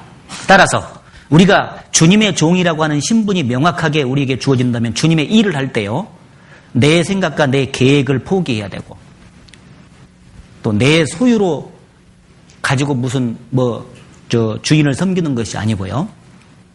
여기 보면은요, 뭐라고 나옵니까? 밭에서 종이 하는 일이 두 가지잖아요. 집안에서 하는 일이 있고 밭에서 하는 일이 있고 그러잖아. 밭에서는 주인의 일을 계속 하는 거예요. 집안에서는 와가지고 또 주인을 섬기는 일을 하는 거예요. 밭에서 열심히 일했다고 종이 돌아오니까 주인이 야, 너 고생했다. 지금부터는 푹 쉬어보라. 이렇게 말하는 주인이 없다는 거예요. 옛날에 그 주종관계를 보면은. 그때부터는요, 열심히 일을 했어도 안에서는 또 주인을 섬겨야 돼. 그래서 음식을 하고 무엇을 해가지고 주인이 애암하고 앉아있으면요, 대접 다 해드리고 대접한 후에 그 후에 이제 마지막으로 자기가 먹어요. 그러죠? 이건 뭘 가르치냐면요, 우리가 마음으로, 이 집안이라는 것은 우리의 마음을 가르치는 거예요. 이건 우리의 몸을 가르치는 거예요. 마음으로는 가장 우리 주님을 귀한 분으로 여기고 진짜 주인답게 여기고요. 그 다음에 몸으로, 그러니까 이제 우리가 종이 됐으니까 이 몸으로 주님 일을 열심히 하는 거예요. 그것을 이렇게 이제 비유로 말한 겁니다. 그런데 중요한 것은 우선순위가 있다 그 말이에요. 주인 거 전부 다 하고 그 다음에 내가 뭔 일을 하는 것이지 우선순위가 내가 아니라는 사실을 잊지 말아야 된다. 요거고요. 또 하나, 명한 대로 행하였다고 살해하겠느냐? 그 말이에요. 종한테 살해 주는 거 봤어요? 종은 주인 소유입니다. 소유인데 밖에서 계약을 해가지고 나가는 품꾼이나 돼야만이 일한 대로 얼마씩 받을 권리가 있지. 종은 주인의 소유인데 일했다고 살해를 하냐 그 말이에요. 살해가 없습니다. 마찬가지로 주님의 몸된 교회에서 우리가 주님의 이 일을 하는 것은 그것을 이 일을 통해서 뭔 일을 했다고 칭찬을 여기서 우리가 막 서로 한다든지 막 알아준다든지 그래서 하는 게 아니라는 거예요. 생색내서는 안 된다는 거예요. 왜? 주님 알아주시면 됐지. 주님 은혜가 감사해서 우리가 봉사하는 것이지 다른 사람이 알아주기 때문에 봉사하는 게 아니잖아요. 그런데 주님 이 일을 해놓고 알아주기를 기대했는데 안 알아준다든지 해가지고 서운하다든지 그것은 종의 정신으로 한 것이 아니라는 거예요. 명한 대로 행하였다고 살해하겠느냐? 살해는 어디서 했냐면 천국에서 받아. 정확한 계산은 천국에서 합니다. 아까 의의를 따라서 상을 주신다 했기 때문에 반드시 천국에서 갚아주세요. 이 땅에서는요, 오히려 그 결과가 반대로 돌아올 때도 많아. 그걸 이해를 해야 됩니다. 나는 죽겠다고 봉사를 했는데 그것이 오해가 돼가지고 나중에는요, 덤탱이를 씌운다든지 그런 일도 가끔가다 있을 수 있다니까. 그건 자기가 감당을 해야지 누구한테 얘기를 할 수가 없다 그 말이에요. 그게 주님 따라가면서 나타나는 현상이었게. 알았죠? 예. 그러니까 뭔가 이 세상에서 내가 일한 만큼 대가를 받으려고 보면요, 주님 못 따라갑니다. 서운해서. 서운한 거. 이 서운한 마음을 누가 알아줄 것이냐. 그러면서 이제 복창을 두드려야 돼. 그러니까 성경을 잘 배워야 돼. 배워가지고 그 사고방식으로 내 마음을 맞춰가면서 일을 해야지. 그래야 진짜 올바로 잘 배우는 거죠. 그리고 주님 안에서 나중에 이제 결과는 천국에서 받으려고 해야 된다. 그래서 주님 일 하다 보면은 주님 섬기는 법까지 이렇게 올바로 잘 배우게 된다. 그런 얘기입니다. 자, 그러면 이제 한 5분에서 20분 남았는데 지금부터 조금 생각해 볼 게 뭐냐. 이게 이제 드려야 되는데 드린다 했을 때 주님 일을 위해서 드리잖아요. 그런데 드리는 게 몸이 딱 가면은요. 몸밖에 드릴 것 없어 하는데 몸이 따라가면서 따라가는 것들이 있어요. 가지수가. 첫째는 건강을 드려야 돼. 참 이게 건강 중요합니다, 여러분. 건강한 사람은 진짜 하나님이 주신 축복으로 알면 돼. 왜냐하면 몸이 힘들면은요, 주님을 위해서 열심히 일하고 싶어도 못해요. 건강해야 돼. 그래서 세상 사람들은요, S라인, 이런 거 하기 위해서 헬스장 간다고요. 근데 구원받은 사람은요, 그거 뽐내기 위해서 하는 게 아니에요. 어떻게 운동을 하든지 간에 운동을 해서 건강을 한 목적이 뭔지 알아요?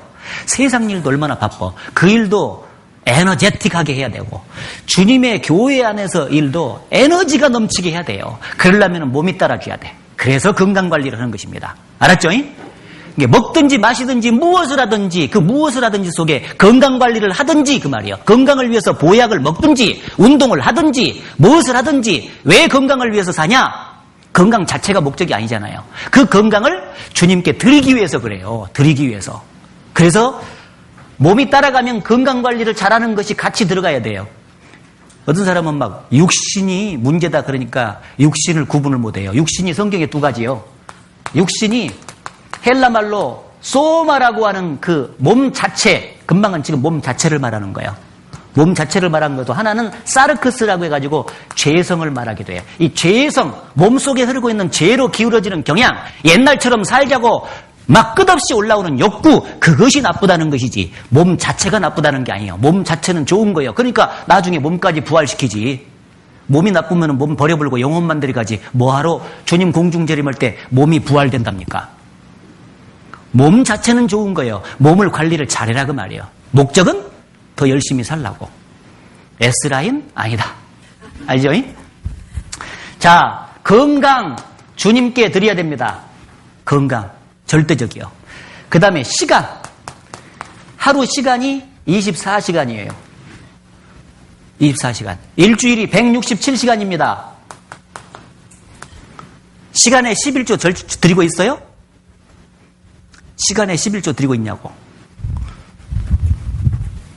잠언 3장을 보겠습니다. 잠언 3장 9절 10절 9절 10절을 같이 읽겠습니다. 내 재물과 내 소산물의 처음 익은 열매로 여호와를 공경하라. 그리하면 내 창고가 가득히 차고 내 집틀에 새 포도즙이 넘치리라. 자, 이것은 약속입니다. 약속인데 여기는 지금 재물과 소산물만 나왔지만은요, 연장선상에서 말하면은 하나님께서 내게 주신 모든 것은요, 내 것이 아니라 하나님 것이잖아요. 그럼 하나님 것답게 돌려드리는 게 헌신인데 여기에 시간도 들어간다 그 말이에요. 거기 재물과 소산물 거기다가 네 시간에 거기다 써봐. 시간. 그 다음에 건강, 그 다음에 재능 다 써봐요. 그 다음에 물질 다 써봐요. 다 적용을 할 수가 있어요. 네 시간에 처음 익은 열매로 여호와를 공경하라. 이 처음 익은 열매로 공경하라 그 말은 뭐냐면은요, 가나안 땅에 들어가거들랑, 가나안 땅에 들어가려면 농사를 짓는데 농사를 지어가지고 이삭이 이렇게 피어 나오면은 그 이삭에서 이제 추수를 할 텐데 그 추수의 첫 단을 하나님께 먼저 드리라고 이스라엘 백성에게 명령했어요. 그게 무슨 말이냐? 최우선이다 그 말이에요. 예수님이 나의 주인이시다. 그러면은 그분을 첫 자리에 모셔야 돼요. 첫 자리에. 그래서 이런 원리가 있기 때문에 시간도 첫 자리에 드리는 거예요. 그래서 첫날 여러분 배우셨죠?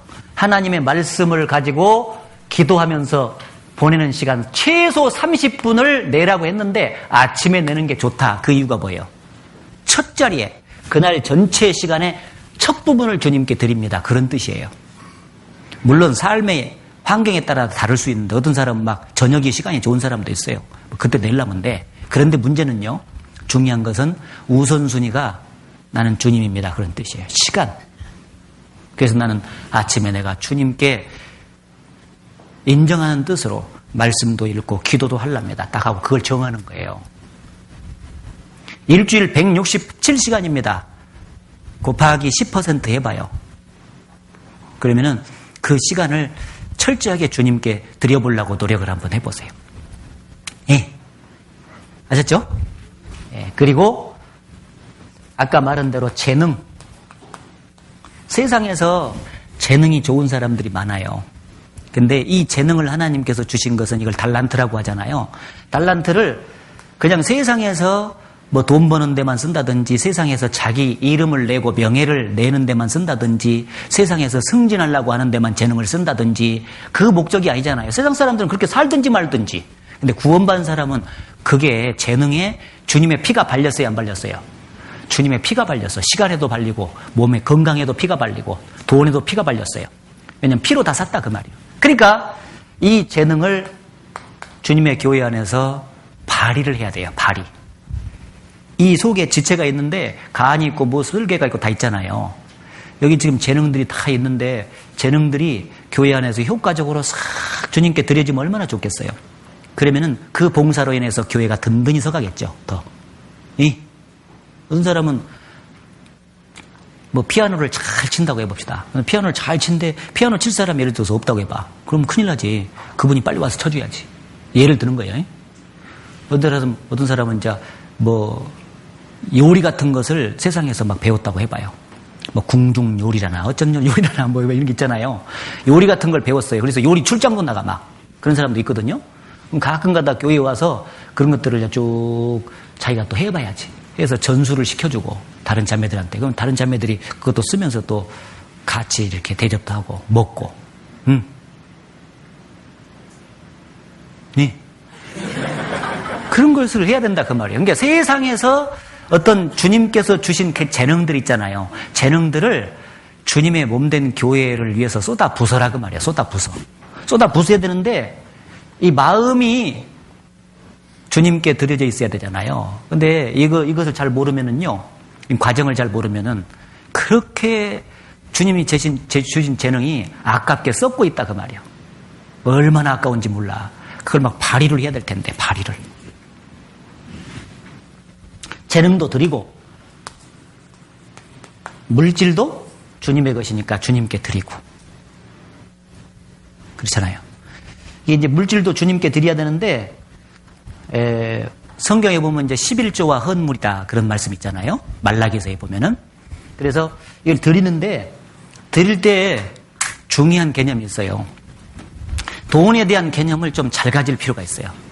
돈이라고 하는 것은 범사에 응용이 되느니라 그런 말씀이 있어요.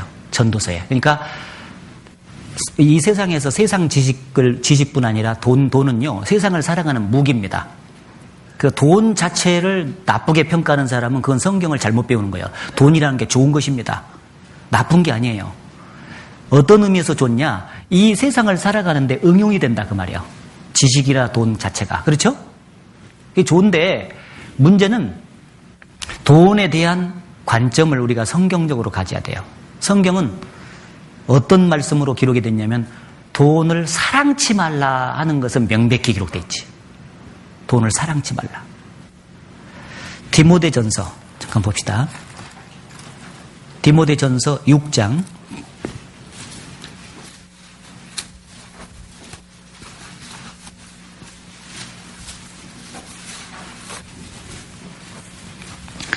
디모데전서 6장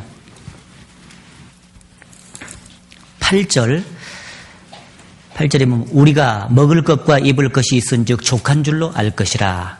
부하려 하는 자들은 시험과 올무와 여러 가지 어리석고 해로운 정욕에 떨어지나니 곧 사람으로 침륜과 멸망에 빠지게 하는 것이라. 그 다음에 같이 그죠? 돈을 사랑함이 일만 악의 뿌리가 되나니 이것을 사모하는 자들이 미혹을 받아 믿음에서 떠나 많은 근심으로 자기를 찔렀도다. 예. 여기 보면은 부하려 하는 태도하고 돈을 사랑하는 태도하고 같이 연결되어 있죠.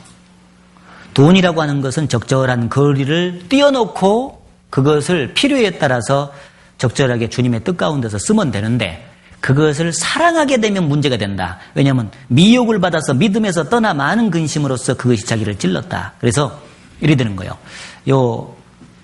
여기 보면은 이제 찔렀다 하는 표현이 나오잖아요. 그래서 가시나무를 갖다가 여러분 가슴팍으로 끌어당기면 끌어당길수록 그것이 기쁨을 주는 게 아니죠. 끌어당기면 끌어당길수록 그게 찔러요. 그래서 고통을 줘요. 그리고 피가 나게 만들어. 그와 마찬가지로 돈이 가시나무와 같다는 얘기예요. 가시나무는 적절한 거리에 띄워놓고 있어야 되겠죠. 마찬가지로 돈이라는 가시나무를 사랑한다는 것은 끌어당기는 거예요. 막. 돈이요. 그대가 나를 지킨다. 하고 막 끌어당기잖아요. 그러면 그것이 자기에게 기쁨을 줄 것 같아도 슬픔을 준다 그 말이에요. 오히려 미혹이 되게끔 만들고 믿음에서 떠나게 만든다. 그래서 많은 근심으로써 자기를 찔렀다. 어떤 사람은 이런 얘기를 하면요. 구원받은 사람도 그러면 돈 없이 산다요? 그런 얘기예요. 제가 그런 얘기 안 했죠, 지금이? 돈이 분명히 필요한 거예요. 세상에서 저나 여러분이나 돈 쓰고 살아야 된다니까. 열심히 벌어야 돼. 그 자체를 말하는 게 아니에요. 문제는 열심히 벌기도 하고 돈을 잘 쓰기도 해야 되지만 문제는 돈을 사랑하는 마음을 가지면 안 되는 거예요. 사랑하는 마음을 가지면 그것이 믿음에서 떠나게 만들어. 이 마음 중심에 하나님보다 더 사랑하는 것이 있으면 안 되거든요. 그럼 우상이 되거든. 근데 내가 돈을 사랑하는 순간 그게 하나님보다 더 사랑하는 것이 딱 돼요. 아니에요. 저는 하나님도 사랑하고 돈도 사랑해요. 성경에 이스라엘 백성들이 그랬어. 참 이스라엘 백성들 머리도 좋지. 하나님 사랑한다, 하나님 섬기지 않는다는 말을 한 번도 안 하는 거예요. 난 섬긴다 그래. 그런데 가나안 땅에 있는 다른 신들도 다 같이 섬기는 거예요. 하나님도 섬기고 우상도 섬기고 하나님만 섬겨야 되는데 안 되는 거예요. 그게 하나님은 그것을 타락했다고 말해. 간음했다고 말해. 그게 축복이 있을 수가 없어요. 돈을 사랑하는 마음이 같이 있으면은요, 주님을 온전히 섬길 수 없어. 왜 그런지 알아요? 섬기는 것에 따라가거든요. 하나님을 섬기면은요, 돈이 하나님을 위해서 드려질 수가 있잖아요. 하나님 밑에 돈이 있으니까. 근데 돈을 섬겨버리면 하나님께 돈이 안 가. 그게 신인인데 어떻게 가겠어요? 그렇잖아요? 내 신앙이 하나님을 따라가게 돼. 이제 돈을 따라가게 되는 거죠. 이게 주인이니까. 내 신앙이 이걸 따라가게 돼. 그럼 돈에 따라서 돈이 좀 있으면은 신앙이 헤헤헤헤 하고 돈이 없어져 버리고 힘들면은요 신앙이 흐흐흐흐 이래 되는 거예요. 이게요 신앙이 아니단 말이에요. 이게 흔들리지. 하나님만 주인으로 섬기면 돈이 있든지 없든지 돈이 있으면 조금 더 주님께 더 드리라고 한갑다. 돈이 없으면 주님 더 의지하고 사는 법을 배우라고 한갑다. 여전히 확고하거든요. 근데 이게 돈이라고 하는 것이 우리가 상식적으로 생각해봐요. 천지를 지으신 하나님, 그 하나님하고 돈하고 비교를 할 수가 있겠습니까? 근데 마귀가 말이에요. 이 돈에 대한 집착을 갖게 해가지고 하나님 자리에 놔놓는다 그 말이에요. 돈을 사랑치 말라고 하신 말씀은 명백해요. 두 가지 이유 때문에 그래요. 첫째는 돈을 사랑을 하지 말아야 되는 이유가 뭐냐면 돈이 우리를 대신해서 죽어준 적이 없잖아. 예수님은 우리 죄를 위해서 명백히 죽어줬어요. 그러니까 사랑을 베풀어 줬기 때문에 그분을 우리가 사랑해야 돼요. 근데 우리가 쓰고 있는 돈이 우리 죄를 위해서 대신 죽어줬냐 그 말이에요. 돈이 우리 죄를 대신해서 죽어줬어요? 그러면 그가 우리를 사랑했다는 그 증거인데 안 죽어줬어 돈은. 그러니까 돈을 사랑할 필요가 없는 거예요. 그것은 쓰면 되는 것이지 왜 사랑을 해. 그리고 돈이라고 하는 것은 정함이 없어요. 그래서 디모데전서 6장에 보면 정함이 없는 재물에 소망을 두지 말고 그랬어요.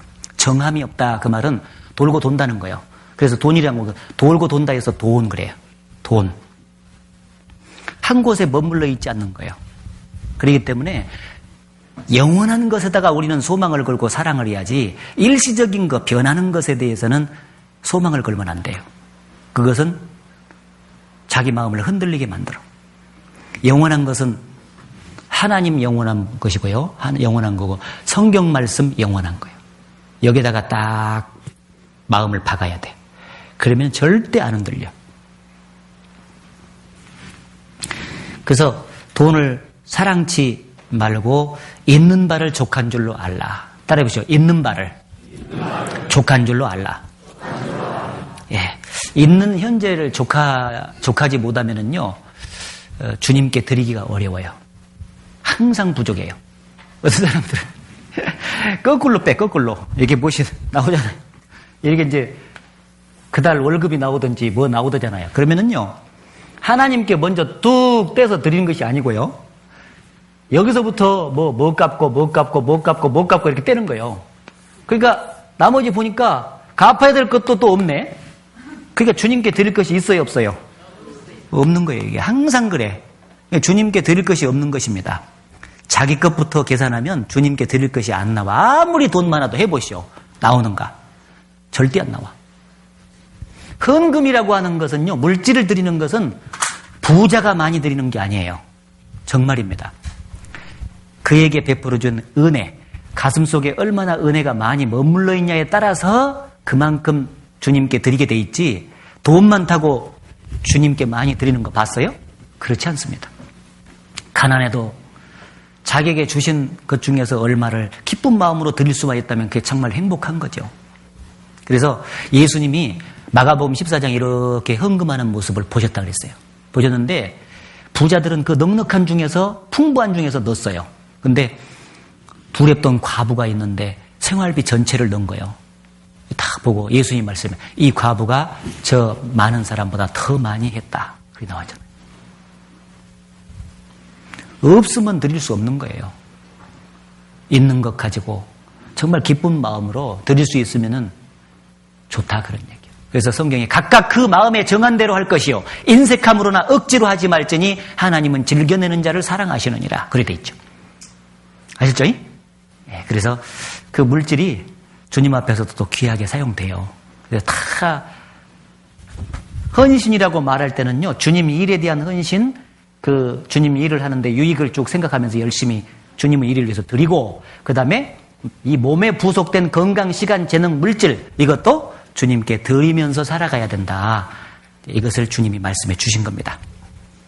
여기까지 말씀드리고 기도하겠습니다. 살아계신 하나님 아버지, 생활집회 오늘 마지막 날 주님을 위한 헌신이 무엇인지에 대해서 배울 수 있는 귀한 시간 주셔서 감사합니다. 각자의 마음속에 새겨주신 대로 기쁨 가운데서 우리 자신을 헌신하며 살아가기에 부족함이 없도록 도와주시고, 그로 인해서 우리의 마음이 주님을 더욱더 닮아가고 우리의 마음이 더욱더 넓어지고 우리의 인격이 더욱더 주님을 닮아가는 귀한 생애가 되도록 인도하시고 도와주시옵소서. 주님께서 이 안동교회를 세우셨사오니 말씀을 맡아서 수고하시는 우리 김성길 목사님에게 더욱더 지혜와 능력과 또 풍성한 말씀으로 채워주셔서 복음을 전하고 교회를 세우는데 부족함이 없도록 도와주시고, 모든 형제 자매들 가정마다 일터마다 은혜와 평강으로 늘 지켜주셔서 교회와 협력해서 주님을 위해서 살아가는데 부족함이 없도록 늘 지켜주시옵소서. 주님 오시는 날까지 한 사람도 우리 중에 실족하는 사람이 없도록 붙들어 주시고 주님의 영광 앞에 부끄러움이 없이 담대하게 설 수 있도록 인도해